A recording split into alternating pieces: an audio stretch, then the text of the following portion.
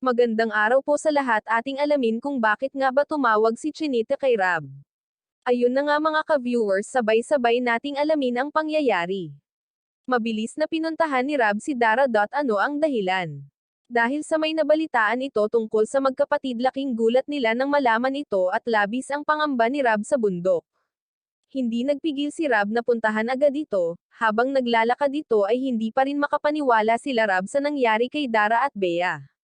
May nagtangkang pumasok sa kanila hating gabi, nagpupumilit buksan ang kadinang nakalock sa kanila. Nagising nga itong si Dara ay tumigil na ang paggalaw ng lock, naririnig niya ito. Subalit nang natulog ulit siya, pinipilit pa rin ito buksan. Tila ba nanginginig sa takot si Dara, buti na lamang ay nakapag-text ito kay Rob at napuntahan agad. Habang nagkwento ito kay Rob ay mukhang takot pa rin siya. Naapektuhan si Dara sa nangyari, halata naman sa mukha nito dahil sobrang takot nga ang naramdaman niyang pangyayari. Buti na lamang ay kadina na ang lock ng pinto nila.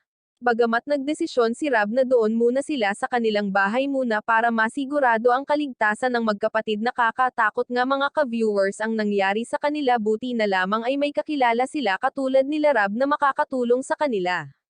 Di mo nga talaga maiiwasan na mangyari iyon, lalo na nasa bundok sila nakatira at wala pang mga kasamang magulang. Maraming salamat po, pakisuportahan po Val Santos Matubang at Kalingap Rob Kahanel at sa aking YouTube channel. Please like, share, subscribe and comment ng inyong mga opinyon.